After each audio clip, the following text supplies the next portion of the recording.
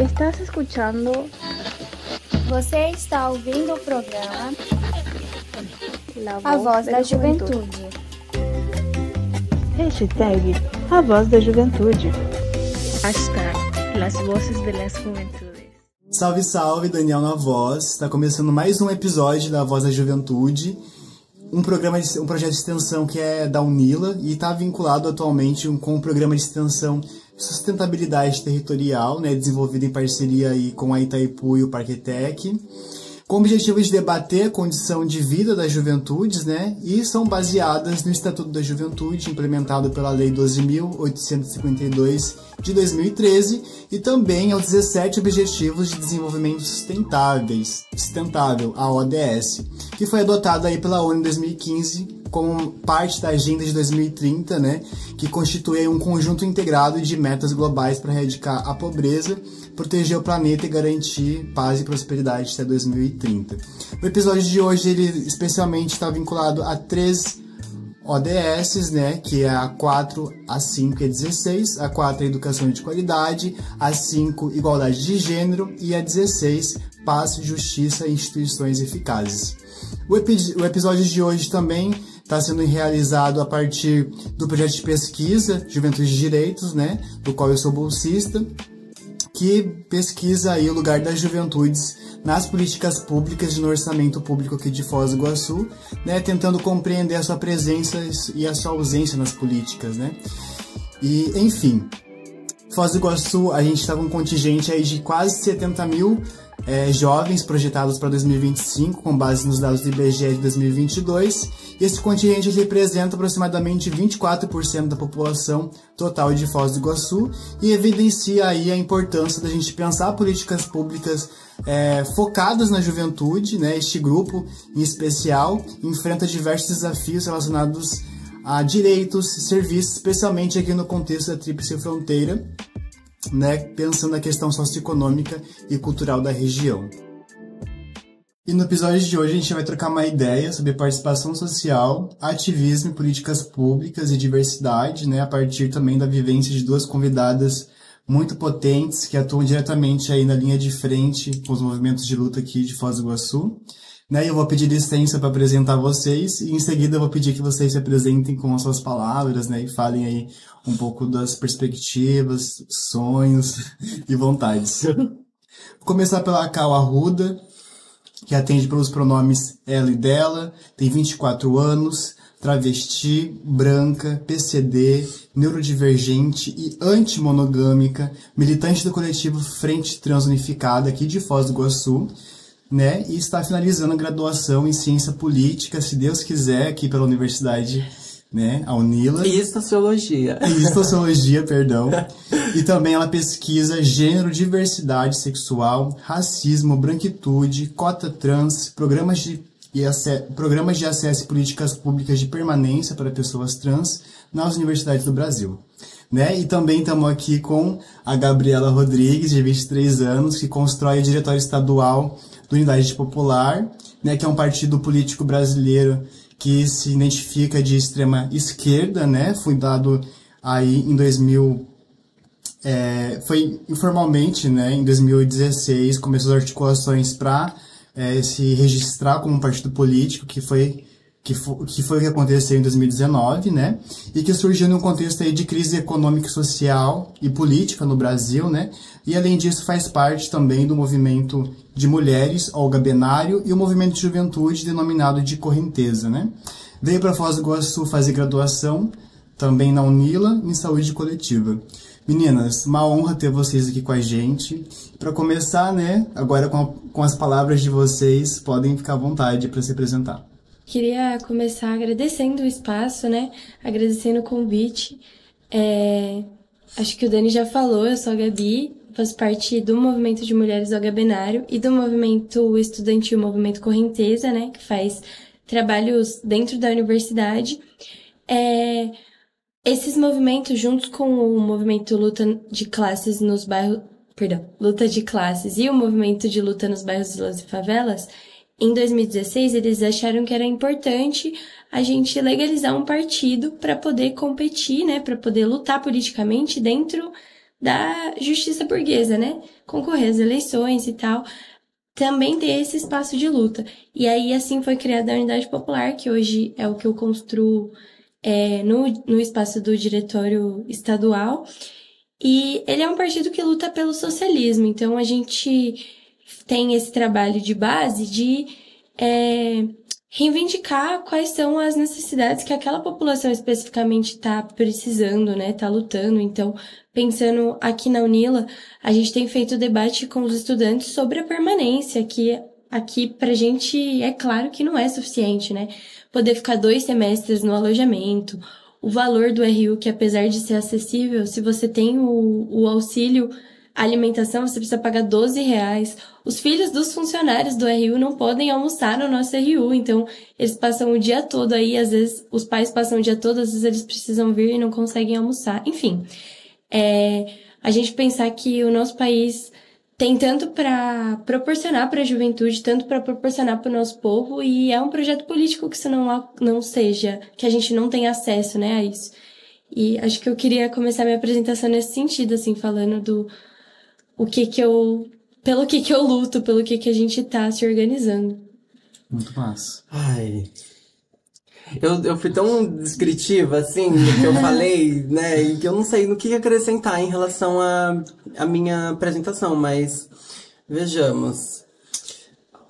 Comecei acho que o curso, retomando uma coisa que eu também falei no outro episódio, aí, referência, pessoal, mas comecei o curso em 2021, já morava em Foz, eu sou de Foz, minha família é daqui, mas, enfim, contexto de ser uma pessoa trans e tá morando aqui, precisar, assim, não ter apoio da família, precisar assim, indo passar por certos constrangimentos aí a partir da assistência social daqui para conseguir algum auxílio.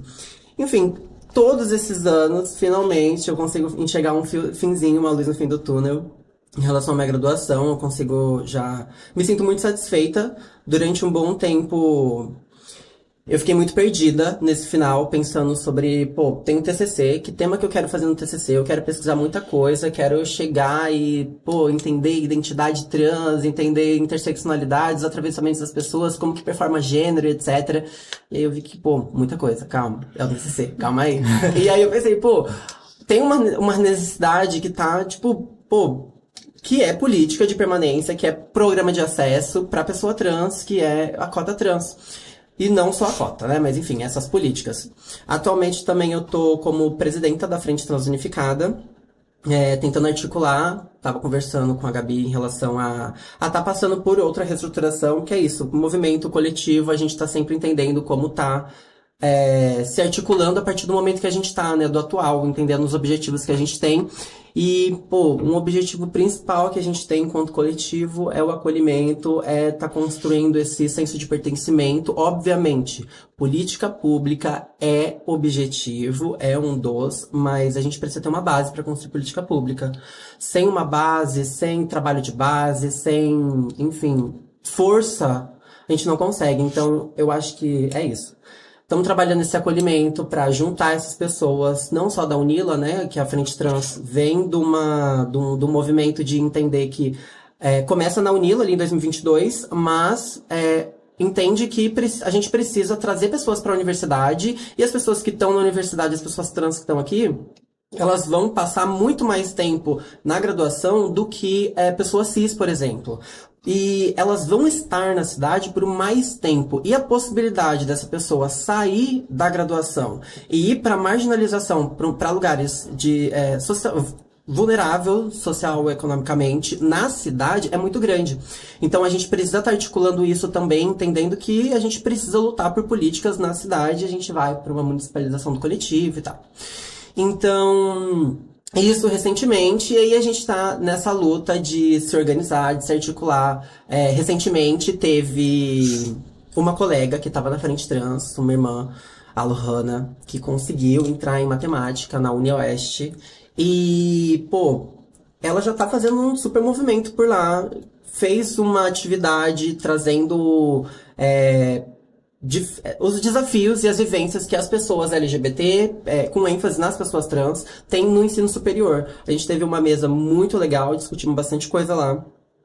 E, enfim, Eu vejo esse momento, assim, aí, talvez fugindo da minha apresentação, que eu já tô fugindo um tempo, né? Mas eu vejo esse momento muito propício pra gente estar discutindo a respeito do que a gente vai discutir hoje, né? Que é essa mobilização, que é política pública, que é programa de permanência, enfim, cota, e é isso. Eu sou... E aí, assim...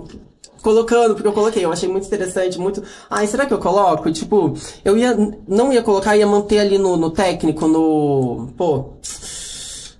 coloco só o meu currículo. Mas eu pensei, tem que colocar o que eu sou também, né? Eu comecei falando sobre ser travesti, ser branca, e aí veio a questão da antimonogamia, que eu sou antimonogâmica, e, enfim, a questão era essa, se eu colocava, se eu não colocava, porque... Mas, enfim, é importante estar se posicionando, né? É o lugar que a gente tá no mundo. Então, sou antimonogâmica, penso as minhas relações a partir da monogamia política, e eu acho que uma revolução, e aí também conversa que eu tava falando a respeito do acolhimento, né, de uma mobilização na luta por política pública a partir do acolhimento. Eu acho que revolução, enfim... Construção se faz a partir de afeto. E a gente precisa se afetar e se afetar positivamente para conseguir construir coisa. Então, eu acho que é isso. São os pilares que movem a minha vida, né? A não monogamia, que vem junto com essa forma de estar construindo as minhas relações, vem junto com uma comunicação não violenta, com, enfim, formas aí que fogem desse padrão. E o padrão é o quê? O cis, o capitalista, o branco. Então, eu acho que a gente começa por ali, no que tá ao nosso redor, nas nossas relações, dentro da nossa casa. Eu acho que é isso. Começa pelos afetos. Então, hoje me identifico enquanto antimonogâmica no lugar de estar debatendo criticamente e, assim, cotidianamente sobre a monogamia, como ela age na nossa vida. Entendendo que não basta só ser não monogâmica. É importante que tenha uma antimonogamia constante, tal qual o antirracismo. Né? Não basta só não ser racista, precisa ser antirracista. A gente tá lutando e entendendo as nossas subjetividades, entendendo como uma pessoa branca, como uma pessoa preta, enfim, vai estar passando por isso e como a gente pode ou não tá reproduzindo, enfim, passa por essa consciência crítica e ativa. Então, é isso só. Uau! Muito massa, com certeza são duas trajetórias muito inspiradoras, né? E quando você traz, né, a antimonogamia ali, acho que também é uma forma de descolonizar, né? Tem aquele livro da Geni, né, que se chama Descolonizando Afetos. Então, quando a gente também luta por essas outras formas de se relacionar, também é lutar contra o processo de colonização, né, que perdura até hoje de uma forma assalariada e que afeta a gente de diversas formas, inclusive as nossas formas de se relacionar, né, de se ver no outro, etc. Então, muito massa que você levantou isso e que a gente também possa sentir a vontade também, né, para levantar essa bandeira e se colocar quando a gente não segue, né, só a monogamia. Mas é isso, muito massa. Então, meninas, o Estatuto da Juventude, no artigo 4, ele vai garantir ali o direito à participação social, né, como um direito mesmo da juventude, e política, incluindo a formulação, né, execução e avaliação de políticas públicas. Eu queria saber de vocês, assim, como vocês percebem, tá, como se efetiva, né, dentro da perspectiva de vocês. Eu acho que segue muito o que a gente já estava falando logo na primeira rodada de apresentação, né? É um projeto político que a juventude não participe. Então, de que a gente debata o Estatuto da Juventude, de que tem os artigos que tecnicamente nos resguardam, mas que a gente não faça participação ativa em como a política é decidida no nosso país. E aí, queria já linkar, na semana passada, nós tivemos o Congresso da União Nacional dos Estudantes, né? Que é o CONUNE, que aconteceu lá em Goiânia. E tem como a gente entrar em muitos âmbitos, mas eu acho que o CONUNE ele é muito sintomático para mostrar como é um projeto que a gente não participa. Então, se a gente for olhar para a história do Brasil, diferente de outros países, assim, o nosso movimento estudantil, a juventude, sempre teve muita força para se colocar contra, né? Então, para ter uma ideia, assim, do medo que a gente causava na burguesia e tal, durante o período da ditadura, uma das primeiras coisas que os militares fizeram foi botar fogo na sede da UNE fechar um congresso com 900 estudantes e levar 900 estudantes presos, assim, pra entender, militar armado com medo de estudante, pra gente trazer pra realidade o quanto a gente pode mudar realmente a realidade, né? Mas nos últimos anos a gente vê grandes manifestações da juventude? A gente não vê a União Nacional dos Estudantes chamando pra gente se mobilizar contra o novo ensino médio, que a gente sabe que vai fazer com que cada vez mais pessoas periféricas, pessoas pretas, pessoas trans, as mulheres racializadas fiquem fora da universidade, né? O Paraná hoje em dia é o segundo estado que tem mais denúncias de feminicídio, então pensando que o feminicídio já é um crime que é subdenunciado, e o terceiro estado mais racista do nosso país. Pensando também que precisa ser uma denúncia que a gente entenda que aquilo aconteceu por causa de racismo, né? Então, pra ser sincero, o Paraná é um dos piores estados para ser uma mulher negra, para ser uma mulher racializada, para ser de qualquer tipo de minoria política, que a gente sabe que não é uma minoria em questão de quantidade na nossa realidade, né? Mas quantas políticas a gente tem força para pautar? E acho que isso vem muito no sentido de o Estatuto da Juventude, ele nunca vai nos dar o poder que a organização popular vai. Então, você está organizado num partido político, num movimento social, você está organizado numa frente ampla, para poder, igual já aconteceu no nosso país, tá tendo, por exemplo, o Cajá, que era o Edival Cajá, foi um estudante sequestrado, né, que o movimento Correnteza, o antigo movimento Correnteza, conseguiu chamar manifestações no país inteiro para garantir que os militares devolvessem ele em segurança. Ele foi um dos últimos presos políticos torturados na ditadura militar brasileira. E isso tá na conta do movimento estudantil. Isso foi o movimento estudantil que conseguiu se organizar para garantir que isso não acontecesse mais, né? Então, é muito triste olhar para o que o movimento estudantil e a juventude poderia estar fazendo no nosso país e não está, mas ao mesmo tempo é muito consolador saber que várias pessoas fizeram esse caminho antes da gente, né? A gente só precisa seguir, assim. Sim. É interessante a gente discutir sobre o potencial revolucionário e transformador que a juventude tem, né? Enquanto você falava, porque a gente vem pensando, essa ausência, talvez, a participação da juventude, eu acho que como você falou, política é programa, e assim, eu fico pensando, me veio na cabeça, esse tempo atrás eu estava ouvindo um podcast sobre política, e nesse podcast foi falado sobre uma flexibilização da CLT que tá rolando no STF, se eu não me engano. E, o que a gente vai ver nos próximos anos no Brasil é o aumento, assim, do trabalho informal de uma forma que a gente não viu antes. E pensar justamente em minar a juventude desse potencial revolucionário. Você vai estar ocupada trabalhando nos piores empregos, com os piores salários, sem ter certeza se você vai conseguir comer no mês que vem ou até mesmo, enfim, amanhã. Então, fica complicado a gente estar se mobilizando e estar se articulando em relação a isso, né? Porque são várias estruturas que vão fazendo a gente tá fora disso. Não estar, porque é isso. Não foi feito construído pra gente. Esse tempo atrás, eu tava representando a Frente Trans numa conferência que teve, que é a Conferência das Cidades, o Concidade. E, assim, sintoma do que a gente tá falando agora. Eu tava só o pessoal da FTU, eu acho que tinha umas 5 pessoas que a gente conseguiu se organizar pra ir.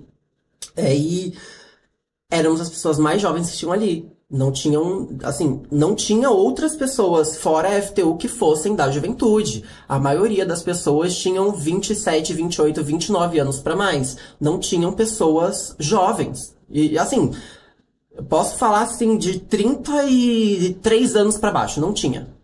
A maioria das pessoas... E aí você vê empresários aqui na cidade, de ramos, assim, das empresas. Então... E aí também pensar, esse espaço, a conferência, é um lugar que a gente vai definir direitos, a gente vai definir leis que vão estar rolando assim na construção da cidade, para pautar participação, para pautar acesso à cidade, e a gente não consegue estar nesses lugares. E aí, vem surgindo várias coisas. Por exemplo, essa conferência ela foi pensada em uma universidade que, pô, é uma universidade privada, é a UDC. E, enfim, qual é o acesso que se tem? Qual é a perspectiva de acesso que se tem, né? Porque antes do acesso, a gente tem que pensar na ideia, pô, esse espaço, o meu corpo cabe nele? E aí, assim, se ele não cabe, vai ser um esforço dobrado para você ir e permanecer nesse lugar. Então, pô, eu vejo, enfim, como um programa, como um projeto, né? Essa ausência da juventude, essa participação. Mas isso eu concordo muito com a Gabi em relação ao potencial revolucionário. A gente, pô, tem vontade, tem força, mas tá sendo massacrado de todos os cantos. E por isso eu reforço ainda a necessidade de construir espaços de acolhimento, sabe? Espaços onde a gente consegue sentar, respirar e falar, pô, aqui tá tudo bem. E como aqui tá tudo bem, vamos discutir o que a gente vai fazer amanhã, semana que vem, que política a gente precisa agora. Porque sem isso a gente não consegue, né? Então, é isso. Eu acho que isso é um sintoma que abre espaço para um chamado, né? De mobilização e de mobilização de uma certa forma. Que eu acho que é uma mobilização a partir do afeto, a partir do cuidado, a partir do acolhimento. Eu acho que eu vejo de muitas pessoas, tanto pessoas trans que estão mais próximas a mim, quanto pessoas cis da juventude, que, pô, esse sentimento de solidão, de não pertencimento, principalmente de pessoas que já são marginalizadas, pessoas pretas, pessoas pardas, indígenas e pessoas trans, a gente já tá numa sensação de solidão, de não pertencimento, que, pô, isso já é desmobilizante pra caramba. A gente, pra sair de casa, já tem que estar botando uma armadura para você conseguir pisar fora da sua casa. Então, enfim, isso só me reforça a necessidade desses espaços. Para que a gente consiga estar construindo política e realmente participando. Porque, como você falou, o Estatuto da Juventude tá lá. E tá lá e ele, assim, ele não é suficiente. Ano passado eu tinha feito uma pesquisa sobre direitos de estudante. E tem lugares, tipo Portugal, que tem estatuto de estudante. Estatuto com direitos sobre... Que fala o direito do estudante, o estudante empregado. Então, tipo... Você não pode você tá fazendo faculdade, você só pode trabalhar até tanto tempo, tantas horas, essa quantidade, e eu não tô falando sobre jovem aprendiz, tô falando sobre trabalho universitário, sobre, enfim, pessoas das demais idades que são estudantes e, enfim, precisam trabalhar, né, então... Isso fica mais claro quando a gente para pensar na UNILA, né, assim, é muito sintomático a Universidade da Integração Latino-Americana, a gente ter vagas disponíveis para vários estudantes não brasileiros, e quando esses estudantes chegam aqui, simplesmente é isso, boa sorte, assim. As políticas de permanência não são suficientes para que a gente faça a graduação com qualidade. Vários dos nossos estudantes têm que ir para a escala 6x1, tem que trabalhar... No ramo da hotelaria. Tem que garantir o seu sustento com o ramo da hotelaria, que a gente sabe que chegar lá, pode ter trabalho ou não, você pode voltar para casa, enfim... Ou quando a gente for falar das estudantes mães também. Aqui na Unila a gente não tem creche que a gente garanta que os estudantes consigam participar, não só das aulas, mas também dos projetos do que a vida universitária tem para oferecer, né? Porque a universidade não é simplesmente a gente vir e assistir aula, né? Esse projeto aqui que a gente está participando, ele é essencial para cobrir toda a universidade, para a gente ter esse acesso à interseccionalidade que a gente não vai ter no mercado de trabalho, que é o mercado capitalista pensando em produzir operário, né? Então, quanto menos a gente pensar, mais faz sentido pra gente seguir trabalhando sem fazer ciência, pra gente ficar cada vez mais longe de quem realmente determina alguma coisa na nossa sociedade, né? E igual você falou, de ter essas ferramentas para poder construir ciência. Então, quando a gente vai falar, por exemplo, de educação de povos originários, povos indígenas, a gente não pensa em formar um professor branco e colocar ele lá dentro. A gente pensa em formar um professor indígena para ele voltar lá para dentro e conseguir ensinar com toda a qualidade que é possível, né? Então, quando a gente vai falar de saúde trans, não é pegar uma pessoa cis, formar ela e falar, vai pensar em saúde trans.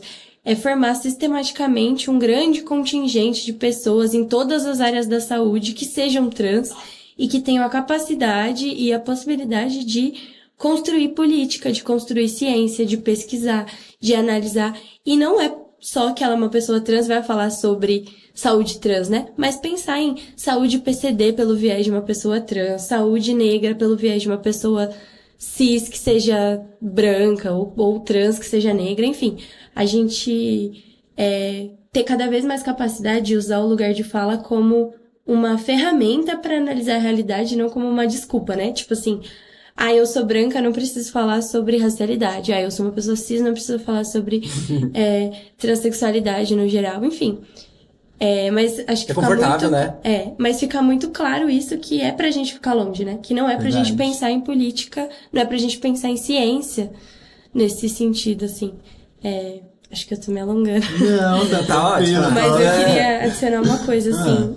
A gente falou, faz muito tempo, assim, bem no começo da graduação, mas a gente tinha falado sobre tuberculose, como tuberculose virou uma doença de pobre. Porque a gente tá cada vez enfiado numa casa menor, com mais gente, não tem acesso a tratamento de qualidade, não tem como ficar num quarto separado, porque às vezes não tem mais de um quarto na casa. E virou uma doença de pobre, sendo que poderia ser uma doença que é completamente tratável, é completamente evitável, né? E acho que isso é muito louco da gente pensar assim, porque a gente sabe que existem doenças que acometem mais população periférica. Mas quando alguém chega, um professor, e fala, isso aqui hoje em dia a gente entende como uma doença de pobre, porque pessoas ricas não têm mais, porque pessoas ricas são tratadas com muita mais facilidade, te deixa com muita raiva, assim, né? Te deixa com um sentimento revolucionário de eu preciso fazer alguma coisa, assim. E sozinho a gente não tem como fazer. Então, eu acho que em todos os pontos eu vou voltar pra isso. Como pra gente construir uma política que seja efetiva, a gente precisa se organizar. Porque sozinho a gente não vai conseguir resolver, assim. Muito massa, gente. Vocês levantaram vários debates muito pertinentes, né? Acolhimento, a universidade fora dela, né? A interseccionalidade também dentro dos nossos debates. O próprio avanço do liberal, né? Nas políticas públicas. E, enfim, vocês trouxeram alguns elementos também, né? Sobre o que eu ia perguntar, mas eu queria reforçar, assim, né? Vocês levantaram muito o ponto da juventude ser um potencial revolucionário, e eu, como uma pessoa que acredita no comunismo, concordo com isso. Mas eu queria saber, né, que o Estatuto coloca também que a juventude é central no processo de políticas públicas. Mas a gente sabe que, de fato, isso, né, não acontece efetivamente. Então, perguntando diretamente, assim, para vocês, dentro da atuação de vocês na Frente Trans e Unidade Popular, assim, como é para vocês ser jovem e estar ocupando esses espaços, né, ser mulher, estar ocupando esse espaço, como que é para vocês? Eu sinto que eu tô agarrando minha vaga com unhas e dentes. Então... Eu sinto que todo dia eu acordo... Assim, eu não gosto da palavra privilégio, né? Porque eu acho que eu tenho alguns direitos que são garantidos que outras pessoas não têm. Então, tipo, o direito de você sair e voltar pra casa é um direito garantido que eu tenho. O direito de você ter uma expectativa de vida de mais de 35 anos é um direito que eu tenho, mas não é um privilégio, né?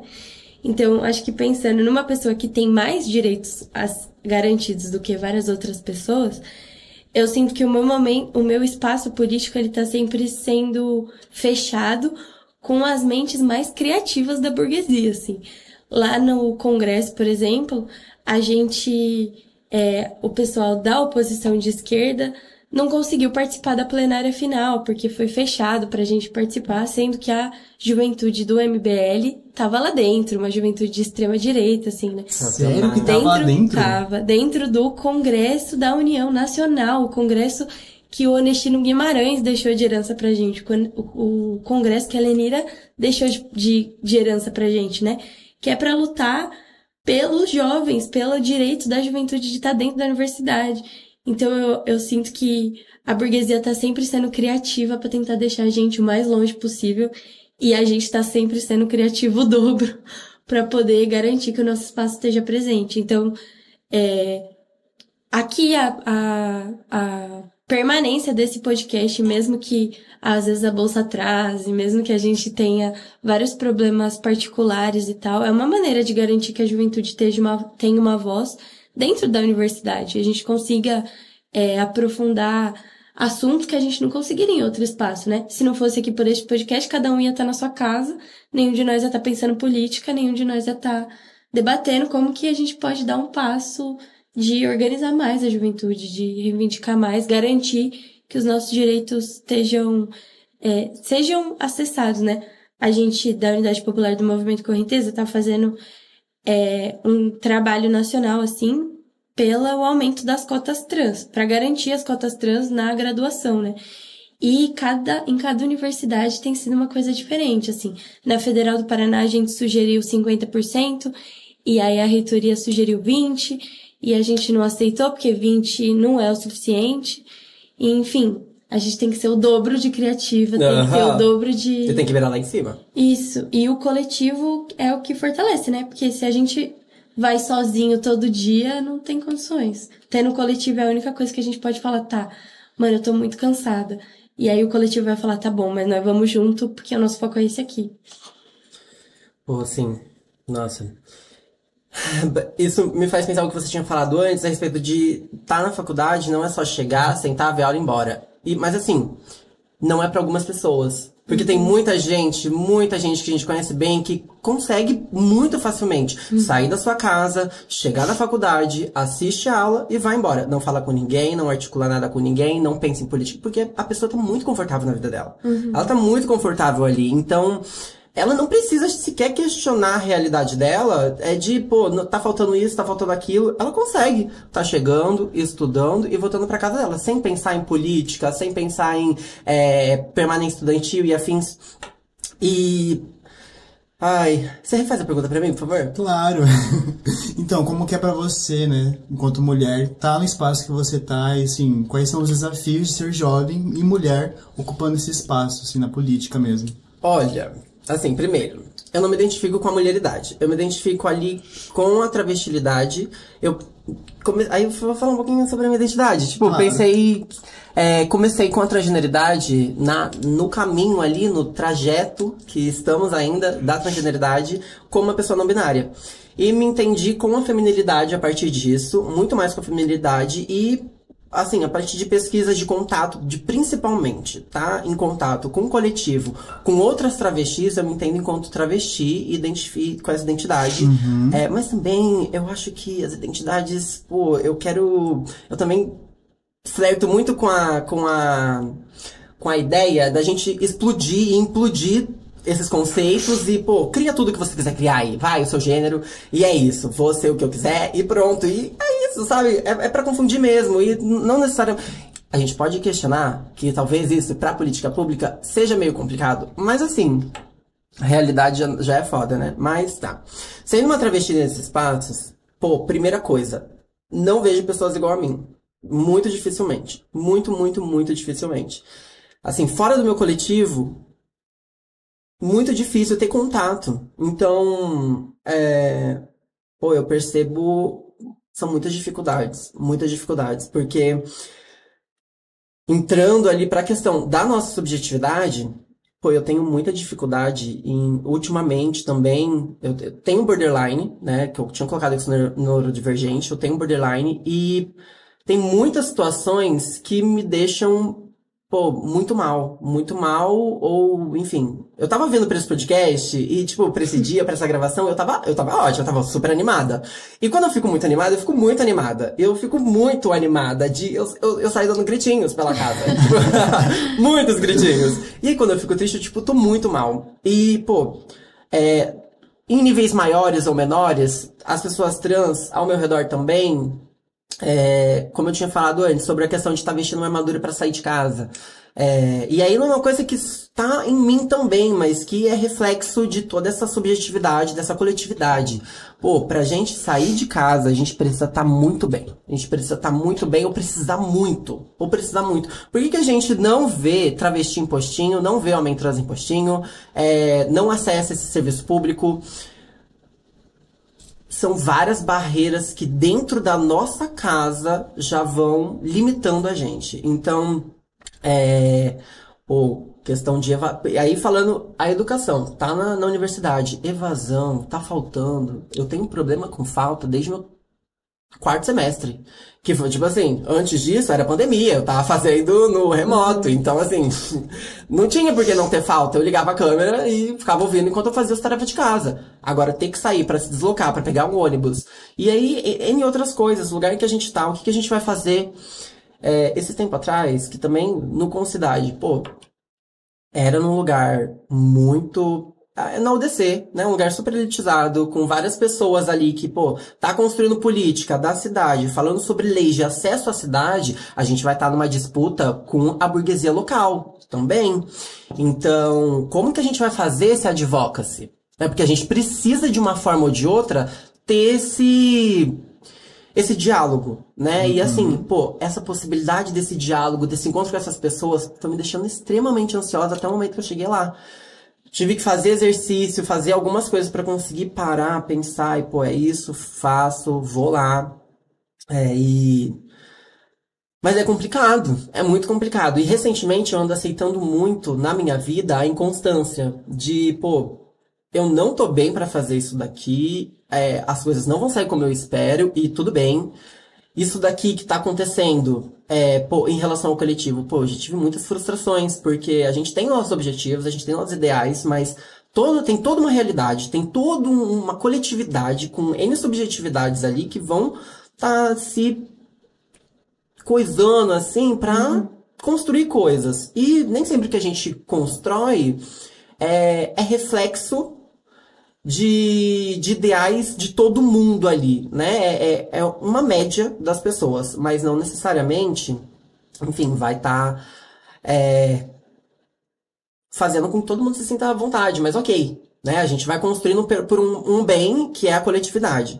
Então, é difícil, né? É foda, né? É complicado. É foda. Essa é a palavra, eu acho, é foda.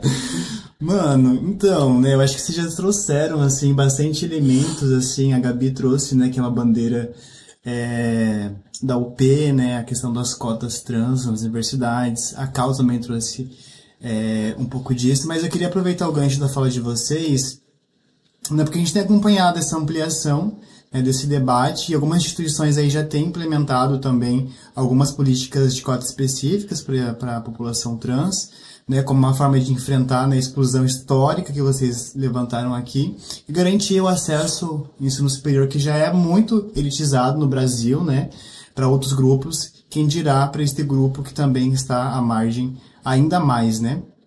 Em 2018 a gente acompanhou ali que o Supremo Federal, e aí se eu falar alguma coisa errada eu peço que vocês me corrijam, né, porque esse roteiro foi elaborado por mim, assim, e tem debates que eu ainda estou, né, em processo de construção. Mas a gente percebeu ali que há essa ampliação e o STF reconheceu, né, que pessoas trans estão em grupos mais vulneráveis da sociedade, e o Brasil segue sendo o país que mais mata travestis transexuais, né, segundo o ANTRA, que é a Associação Nacional de Travestis e Transsexuais. E, como vocês bem lembraram, né, universidades como a UNB e a Universidade Federal da Bahia têm adotado ações afirmativas voltadas para a população. E ainda não existe uma lei federal, né, que especifica essas decisões. E, enfim, né, eu queria muito que vocês falassem um pouco mais sobre isso, né, como que vocês enxergam essa perspectiva olhando aqui para a nossa universidade, né, e quais são os desafios e potências que vocês veem nas cotas trans enquanto uma ferramenta de reparação e inclusão, né, social. Olha, assim, eu não tenho esperança de que o STF vai estar legislando sobre isso. Não acho. Não acho, assim. Acho que, como a gente vem falando, é necessário mobilização e articulação coletiva e estudantil pra gente conseguir fazendo. E é isso que a gente vê. Aos pouquinhos, coletivos se mobilizam, o movimento estudantil se mobiliza, e aí vai surgindo esse debate na universidade, pauta no conselho universitário, e a partir disso... Gente, vocês me avisam se isso daqui tiver... Olha, tá errado! Não! Olha! Mas enfim. Aí, assim, o que a gente percebe é que é dessa forma que vai começando, né? Mobilização, coletivo, consumo. Então, precisa necessariamente dessa mobilização de estudantes. E, enfim, sem esperança pelo STF por enquanto, né? Mas, Eu acho que cota, por si só, pensando os números que a gente tem hoje, que ainda assim são bem poucos, são poucas universidades que quase, assim, os números que a gente tem de pessoas trans no ensino superior é de 0,02%. Então, pô, isso é nada, nada. E aí, se a gente pensar de quantas pessoas desse número finalizam seus cursos, não começam, terminam, ou tá até a metade e sai. Que é uma realidade que a gente vê muito, que eu, pô, tô cansada de ver, e é triste, é muito triste a gente não poder permanecer nesse espaço. A gente até consegue, às vezes, entrar, mas permanecer, que é o pior, né? E eu acho que a política de cota, ela precisa ser vinculada à política de permanência, né? A gente tá pensando em como esse cidadão, esse estudante vai estar se mantendo dentro da universidade. Aí, assim, você tava falando de 50% de cota, né, que tinham... Eu achei babado. Babado é muito, muito ideal. Seria tudo. Mas um outro desafio que a gente tem como população trans é terminar o ensino médio. Que, pô, a gente vai é importante, uma luta, eu acho, não invalida a outra, uma pauta não invalida a outra. É importante que a gente consiga estar discutindo essas coisas concomitantemente, né? Então, ao mesmo tempo que eu vou estar discutindo o ingresso na faculdade, a cota trans, eu preciso entender o ingresso. E como se faz esse ingresso? Tem universidades, se eu não me engano, a UFSB, que é a Universidade Federal do Sul da Bahia, eles têm programa de vestibular, de pré-vestibular, de cursinho, que é voltado para pessoas trans. E nessa universidade, eles têm também, se eu não me engano, é o APPT, que é um programa de apoio à permanência para pessoas trans. E as pessoas recebem R$600, se eu não me engano, que é acumulativo com outras bolsas, para estar permanecendo na universidade. Então, além... tem essa preocupação com o ingresso, então como que esse estudante vai estar ingressando, que a gente já vem de uma expulsão do ensino básico. Então, pô, a maioria não tem ensino médio, não tem, às vezes, o ensino fundamental. Então, precisa estar retomando esse estudo, e aí como que a gente vai fazer? Precisa ter uma abordagem específica, e aí após esse ingresso, essa permanência, porque não adianta só botar a gente aqui dentro, não adianta, a gente precisa ter política de permanência, auxílio, eu acho que isso é o básico. Tem em outras universidades que eu tô estudando também, que eu não falei isso, mas é o tema do meu TCC. Cota trans, e aí eu quero propor um modelo para a UNILA, que é um modelo interseccional e contracolonial de política de cota e política de permanência para pessoas trans. E, assim, para mim tem esses 3 pilares: ingresso, acesso e permanência. Aí, priorização nos auxílios. Eu acho que é um ponto também. Você pega, por exemplo, em relação a estágio, a projeto de extensão. Gente, eu já cansei de... Provavelmente vocês devem ter ouvido de outras pessoas, talvez não trans, mas enfim, provavelmente pessoas pretas, que foram passar por alguma entrevista para conseguir uma bolsa, para conseguir um estágio, chegou até o final, a entrevista foi ótima. Pô, conseguimos outra pessoa. Aí essa outra pessoa, ela tem um lugar muito específico, né? Uma pessoa branca, geralmente, que tá num... Enfim, você abre o Instagram da pessoa, porque querendo... A gente vai pesquisar, né? Ah, você passou nesse edital, a gente vai atrás. E aí você vê o Instagram da pessoa, a pessoa toda viajada. A pessoa toda viajada. Ele fala, gente, você não precisa de um auxílio. Sabe? Viajada em que sentido? Viajada em relação a... Vai... Pra Europa. Brasil, de fazer viagem. Sim, sim. E aí você pensa, pô, não tem nada que assegure essa pessoa preta, essa pessoa trans, essa pessoa indígena a conseguir esse auxílio. Porque aí, quem é que vai conseguir? Você precisa ter uma articulação, uma aproximação boa com o professor, que vai coordenar, que vai fazer isso. E quem é que consegue facilmente ter esses diálogos, ter essa aproximação? Então, essa priorização em auxílios, em bolsas. Entendendo também que não é um número, eita, vamos tirar a bolsa das pessoas. Não é assim, o número é mínimo de pessoas trans que tem, né? Então, enfim. Aí... E se a gente parar pra pensar que o pagamento da dívida pública, assim, por exemplo, eu tenho esse valor de cabeça da Federal do Paraná, né? Um dia de pagamento da dívida pública, que é tirar dinheiro do nosso bolso e pagar a dívida para banqueiro, para dono de banco, asseguraria 22 anos do orçamento da UFPR. Sabe? São 22 anos de orçamento no sentido de desde pagamento de bolsa a aluguel a papel higiênico. Hoje em dia, as federais do nosso país não têm dinheiro para fechar o ano porque não tem papel higiênico.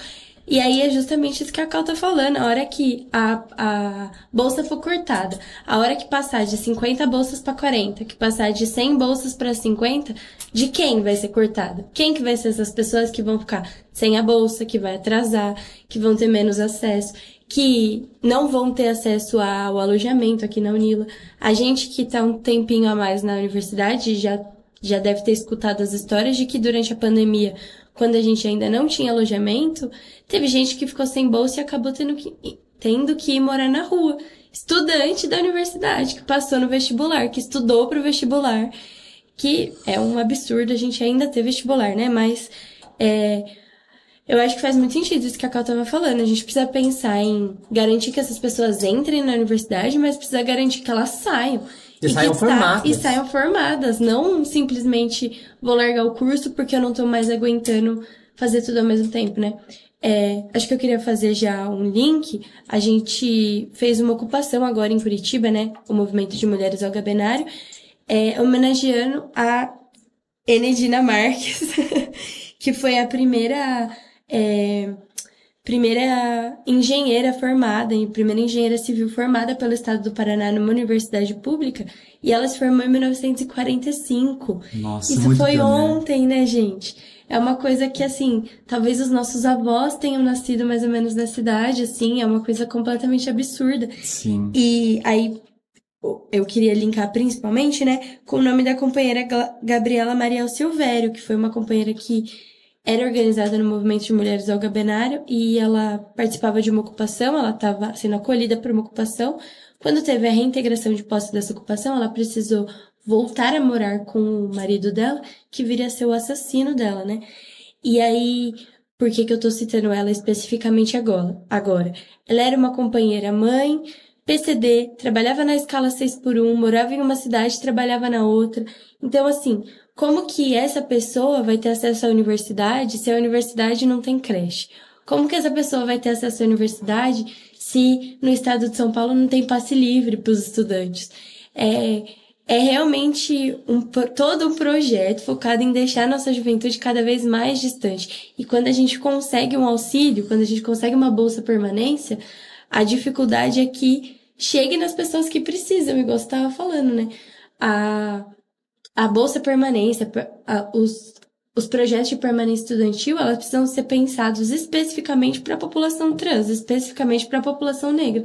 E não tá dividindo, né? 5% de cota e aí vocês dividem. Sim, porque senão fica justamente nisso. Essa dinâmica de poder, ela vai sendo repetida dentro da universidade também, né? Uhum. Não é porque todo mundo é estudante que uma pessoa não tem mais poder que outra. A gente precisa garantir que o movimento estudantil esteja aparelhado o suficiente para a gente poder lutar contra isso, para poder garantir a permanência dessas pessoas dentro da universidade e a formação, sair daqui com diploma, não sair. A nossa universidade é uma das que mais tem evasão, né? Porque as pessoas, enfim, não conseguem se sustentar nessa cidade turística, tem que morar muito longe, trabalhar muito longe, dividir casa com 6, 7 pessoas, às vezes uma casa que não tem estrutura para 6, 7, 8 pessoas. Eu acho que é isso. Eu vou ficar vou ficar me repetindo aqui. Vou falar o problema e vou falar, gente, a solução é a organização popular. Precisa se organizar em algum lugar. Não precisa ser um partido, mas precisa ser numa frente estudantil. Precisa se organizar em algum lugar. Viu uma luta, alguma coisa. Pô, vai. Recentemente tá acontecendo, não sei se vocês viram, a APG, a Associação de Pós-Graduantes aqui da Unila, estão fazendo um debate sobre também pró-reitoria de ações afirmativas. Aí, contando um pouquinho da história das ações afirmativas aqui na Unila, começa ali com se eu não me engano, era um departamento. Aí de departamento, não, era uma secretaria. De secretaria vira um departamento. E assim, ainda não tem auxílio, tem pouquíssimos servidores que conseguem estar atuando. A gente vê, várias críticas e... assim, é importante que a gente fortaleça, né, esse serviço. E eu acho que uma forma de fortalecer é transformando isso em uma pró-reitoria. Porque enquanto uma secretaria, enquanto departamento, ele fica subordinado à reitoria. Enquanto uma pró-reitoria, não há essa subordinação porque tem um voto de igual para igual. Então, tem um orçamento maior, consegue alocar mais servidores, então tem mais possibilidades de estar, de alguma forma ali, mudando essa realidade que a gente tem. E aí, para todas as pessoas que estão ali dentro dessas ações afirmativas, que hoje a gente tem pessoas indígenas, PCD, aí tem o departamento de gênero e de equidade, então... Pô, e aí, nesse meio tempo, eu tô contribuindo também nessa discussão, que é a construção de uma proposta de pró-reitoria para a UNILA. E aí, assim, eu entro junto nessa discussão porque também faz parte do que eu tô pesquisando. A cota trans é um ponto, mas que a gente precisa fortalecer a política que já existe, que as ações afirmativas, e transformar ela em pró-reitoria. E aí, a partir dessa transformação de pró-reitoria, a gente está debatendo outras possibilidades aí de política, de permanência, de assistência, enfim.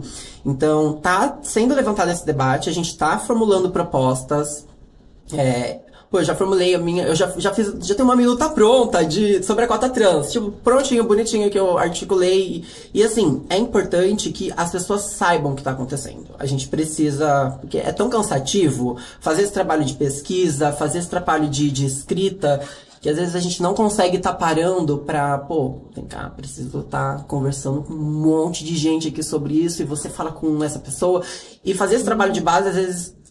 é esgotante. Então, mas assim, fica o convite, bora ficar sabendo, conversando com as pessoas. Eu tô tentando, nos espaços em que eu tô, tá falando sobre, porque a gente precisa ter mobilização estudantil, a gente precisa que as pessoas se articulem, estejam mobilizadas, para quando isso for pautado no consumo, seja a proposta de pró-reitoria de ações afirmativas e saúde, que é a ideia de uma pró-afis.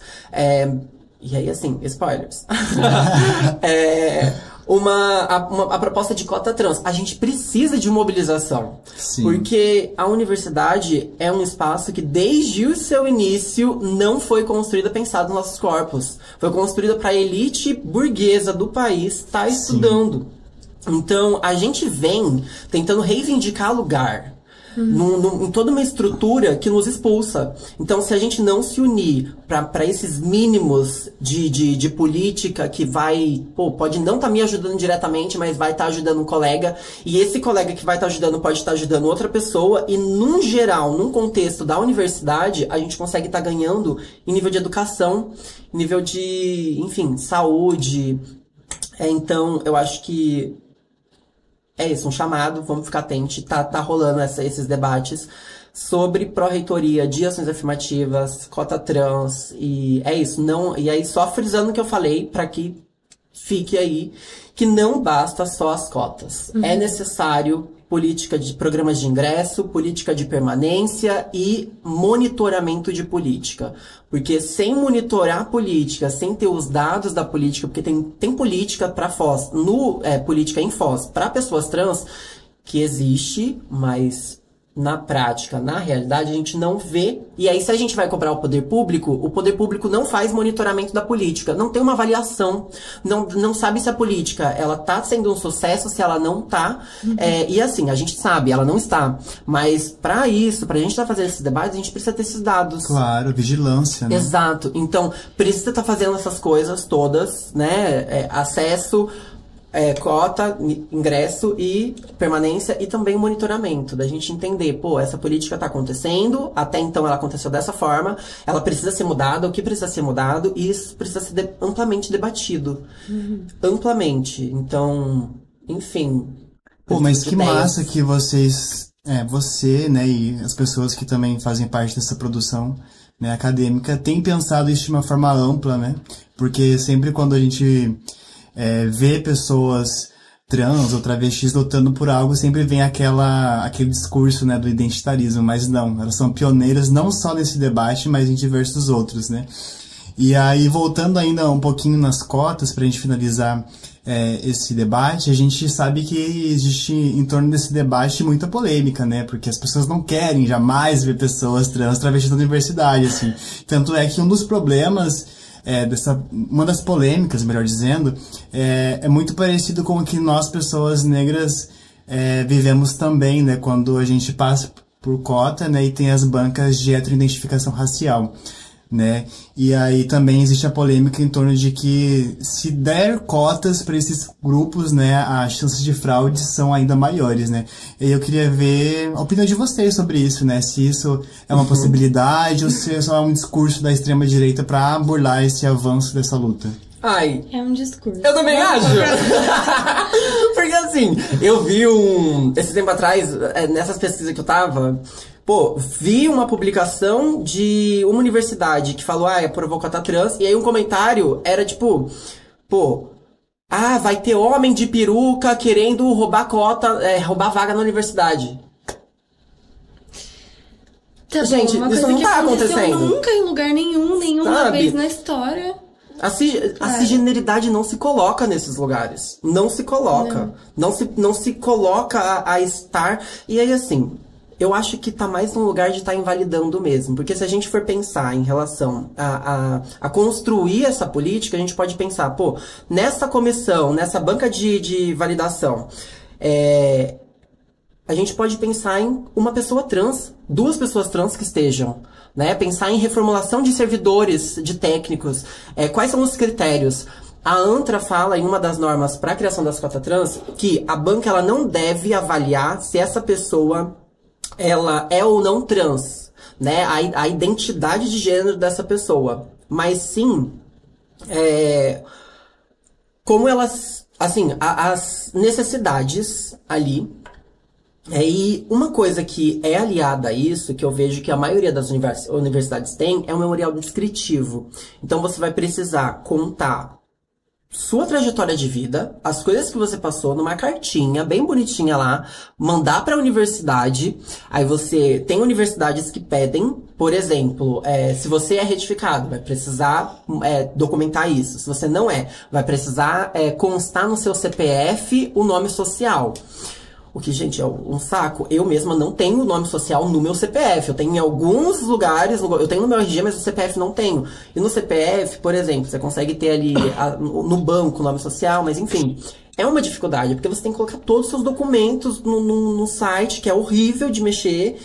Então, na Unila já não seria necessário, porque a gente consegue... a política de nome social, do meu ponto de vista, ela é um pouco mais avançada nesse sentido. A autodeclaração é suficiente. E aí, o trabalho conjunto que o coletivo, a FTU, vem fazendo também com a SECAF, a gente consegue estar, de alguma forma, trazendo um pouco mais de validação para isso. Mas eu acho que, pensando nesse memorial descritivo, numa banca de validação onde essa pessoa, onde conste com pessoas que estudam gênero, onde conste com uma pessoa, pelo menos uma pessoa trans ali, entendendo também que essa pessoa trans pode ter N ideologias. Porque ser trans não significa ser de esquerda, não significa ser comunista, não significa ser antimonogâmica, não. Tem trans de direita, mas assim, pensar que essas coisas ainda podem estar mitigando, né? Porque, uma pessoa cis não vai ficar um tempo fazendo um memorial e ainda assim, como vai ser escrito esse memorial. Então, eu acho que nesse lugar, a gente tá questionando se várias pessoas vão acessar essa cota, essa política indevidamente, é mais um lugar de estar tentando fraudar, de estar tentando deslegitimar o debate, ao invés de estar tentando fazer uma construção honesta a respeito de como tá pautando política pública, né? Porque a gente pode ir pra outros lados. Né? Exato. A gente, aí, é uma opinião estritamente minha, assim, eu acho que é mais um espantalho que a direita cria, assim, quando a gente fala a gente fala sobre banheiros que sejam para mulheres trans e mulheres cis. E aí aparece alguém pra falar, tipo, mas um homem cis vai se vestir de mulher pra abusar de alguém dentro do banheiro. Eles precisam. Sabe? 60% dos abusos estão acontecendo dentro de casa, pelo pai, pelo avô, por um homem da família. Isso não tem necessidade.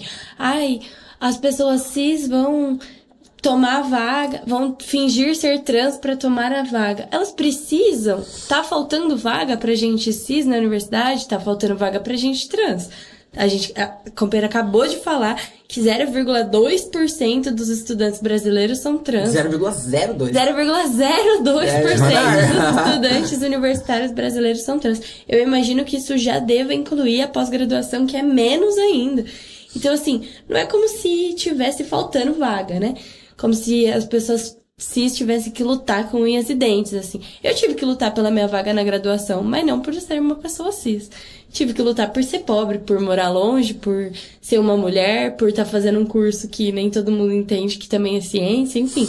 Mas ninguém duvidou, tipo, mas você é uma pessoa cis pra... Sabe? Tipo assim, esse tipo de conversa não existe. Essa dinâmica não existe. Então é só mais um espantalho, eu acho.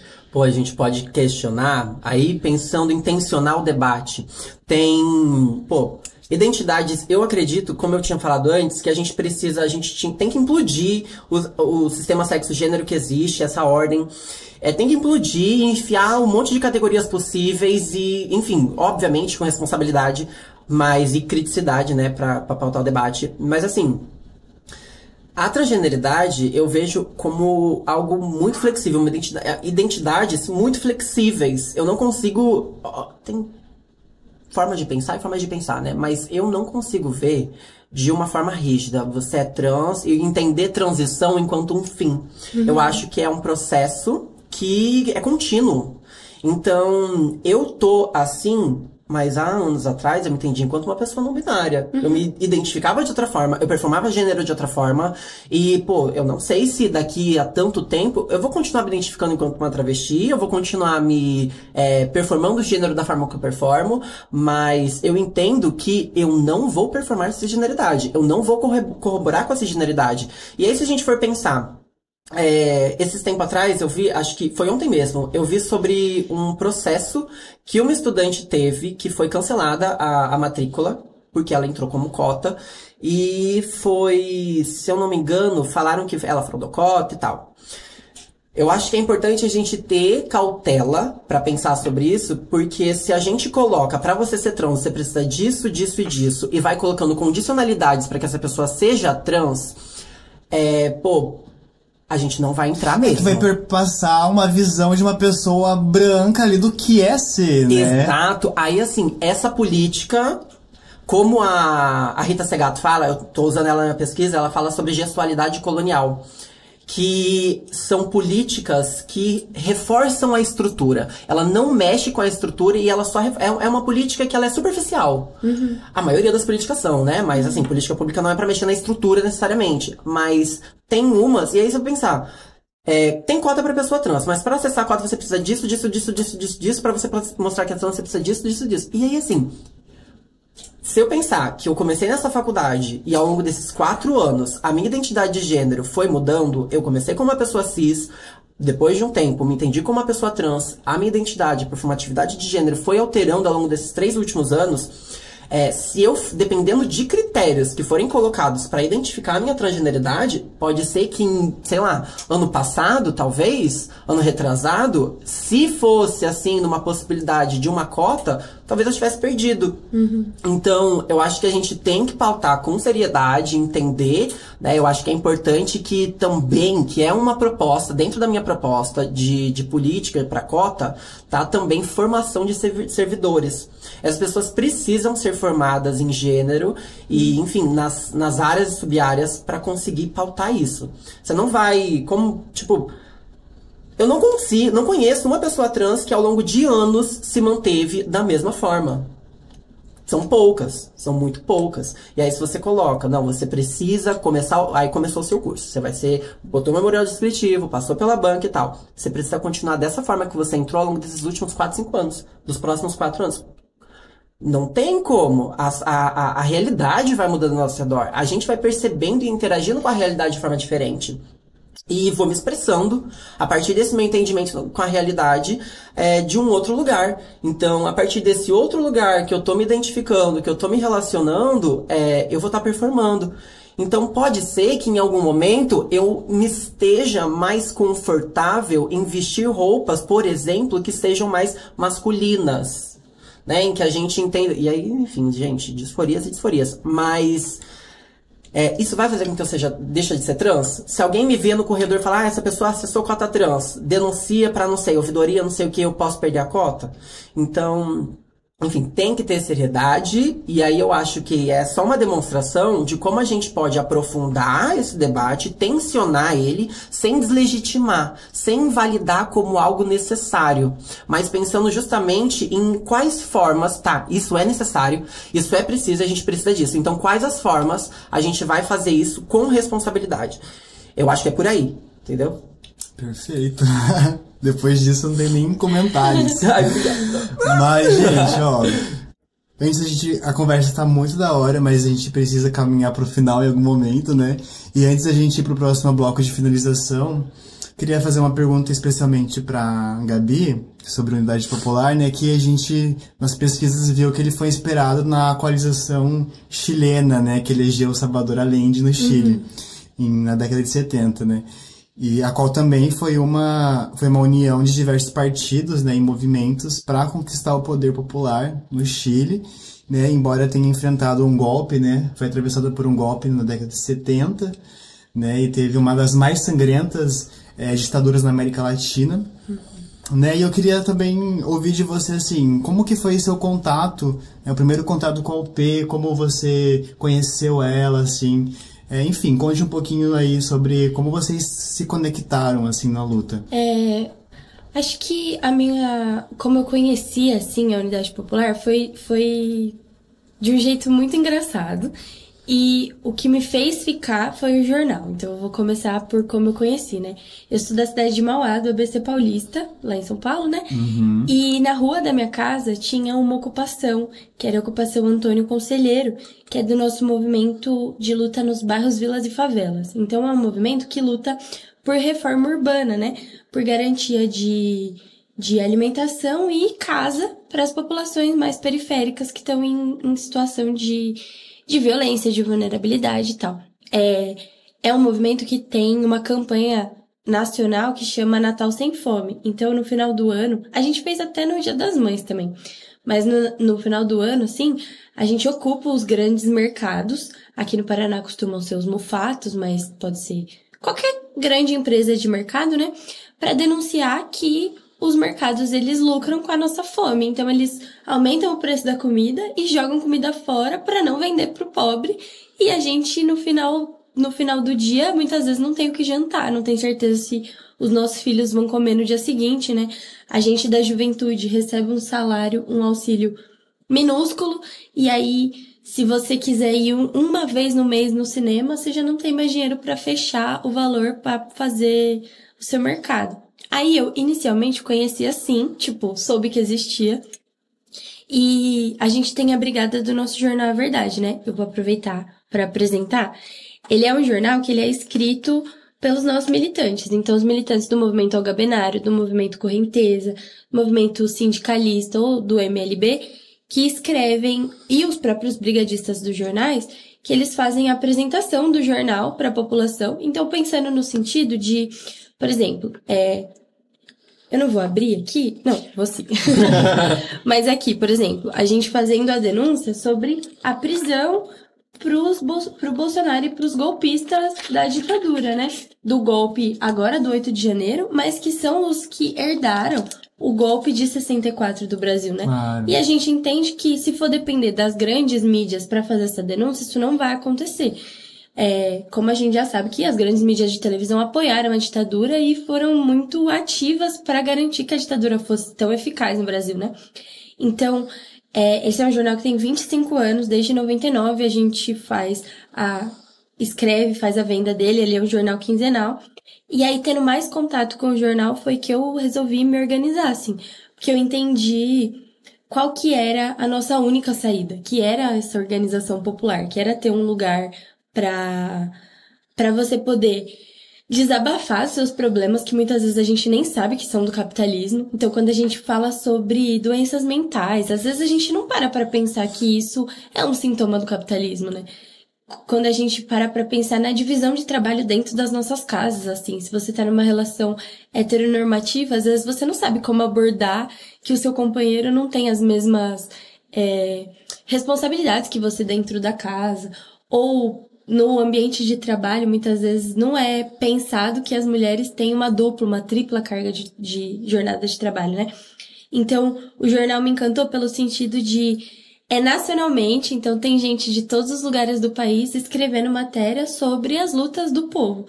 E aí, aqui no final, a gente tem sempre um herói do povo brasileiro. Então, nesse caso aqui, é o camarada Manoel Aleixo, né? Que ele, durante a ditadura militar, ele se organizou no Partido Comunista Revolucionário e ele foi organizado por um outro camarada, o camarada Amaro Luiz, se eu não me engano. E assim que o Amaro foi preso, o Manoel Aleixo, ele ficava pensando que ele precisava trabalhar por dois, porque ele precisava trabalhar por ele e pelo camarada que foi preso e estava sendo torturado. E esse é um herói que eu tenho certeza que a gente não viu no livro de história, que a gente não estudou na escola. E foi um homem que morreu torturado na ditadura militar, lutando pela organização dos camponeses. Então ele passava, organizava um núcleo, ia embora, ia para outro campo, trabalhar em outro campo, organizar de novo os camponeses. Ele foi grande ativo nas ligas camponesas, né? Então, acho que, resumindo, foi basicamente esses dois pontos, assim. Eu vi a luta, o pessoal lá batendo de frente, porque a polícia de Mauá mandou um ônibus pra ficar do lado da nossa ocupação, assim. Caramba! Então o pessoal saindo pra trabalhar, as crianças lá, o pessoal limpando dentro, e um ônibus de polícia militar do lado. E eu fiquei pensando, mano, eles devem estar muito certo pra estar com essa tranquilidade de estar lutando contra a polícia, assim. Ninguém mascarado, ninguém era bandido nem nada, sabe? Tava lutando pelo digno.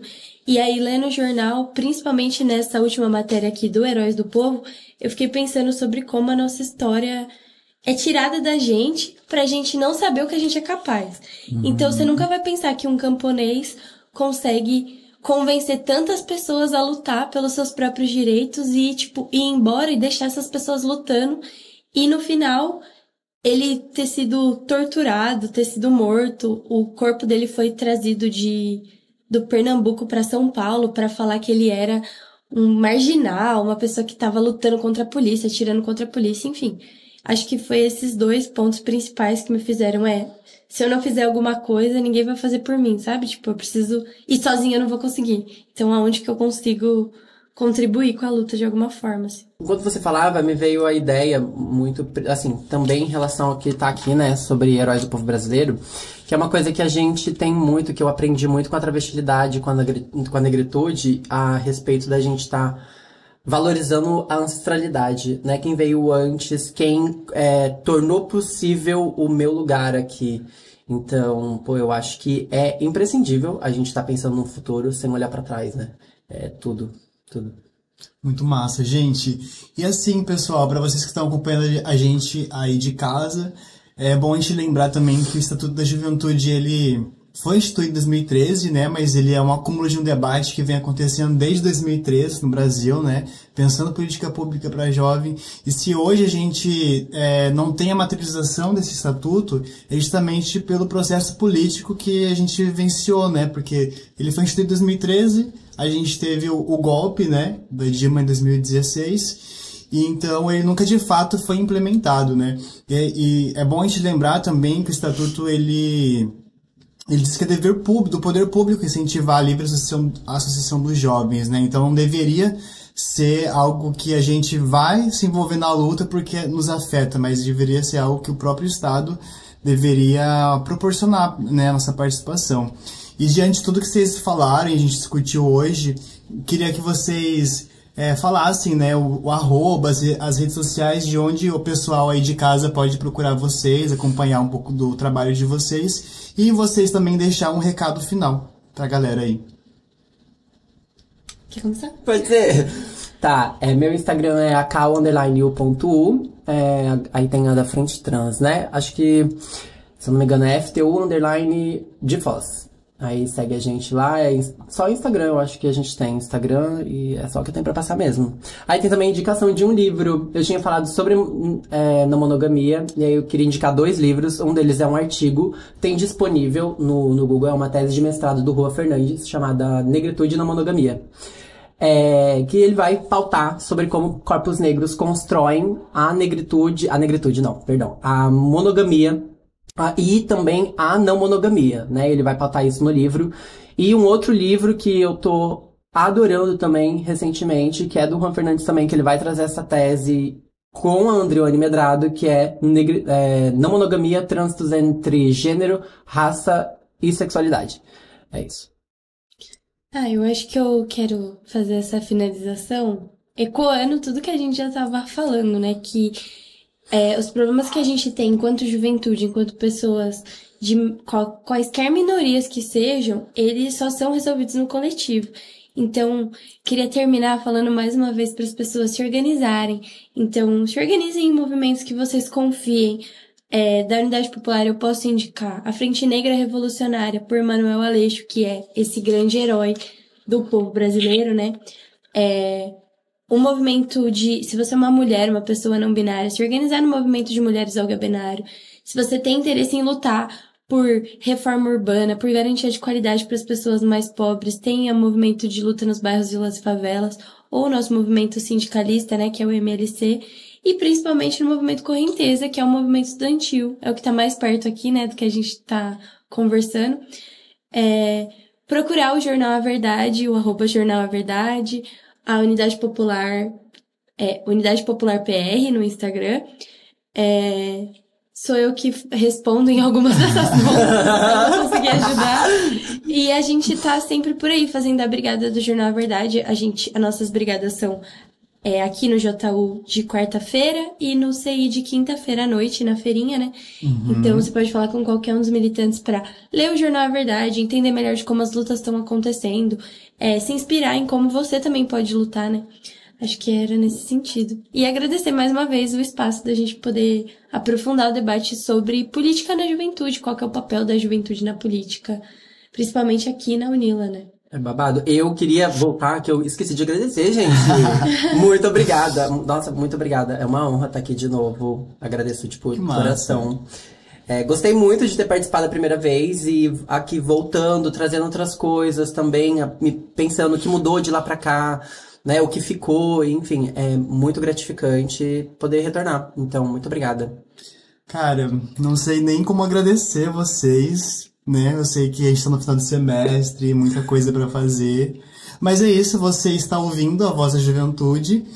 E agradecer imensamente vocês e dizer também que a proposta do projeto está alinhada ao que Salles diz, né, que é um teórico do serviço social, que é afirmar que a comunicação ela consiste numa das mediações, né, que deve integrar devorante a formação e atuação dos assistentes sociais como requisito aí do tempo presente e futuro, né. E além disso também está ancorado nos princípios do nosso código de ética, né, principalmente no que diz respeito à ampliação e cidadania da democratização da informação, né, e por fim, finalmente, agradecer também a galera que está aqui no apoio técnico, né, o Francis, a Catalina, a Karina, porque sem eles esse trabalho não existe. A Catalina, que é a bolsista do projeto, desde que entrou tem contribuído de forma muito significativa para a continuidade do projeto, então sem vocês esse projeto não existiria. E também agradecer vocês que estão ouvindo a gente, né? Porque sem vocês também a gente não estaria aqui. E pedir para vocês seguirem a Voz da Juventude no Instagram, no YouTube e no Spotify, através do Juventude de Direitos, o @, que é um projeto, né, que é uma marca-mãe, a gente fala, porque além do podcast, ele vincula também um projeto de extensão universitária que faz formação política com jovens do Centro da Juventude de Jardim Naipi. E é isso, gente. Fiquem por dentro do que a gente está trazendo de novidades. Acompanhe aí o vídeo no YouTube. E é isso. A juventude tem voz, ela precisa ser ouvida. Tudo! Estás escuchando? Você está ouvindo o programa A Voz da Juventude. Hashtag A Voz da Juventude. Hashtag Las Voces de las Juventudes. A voz da juventude. A voz da juventude. The voices of the youth.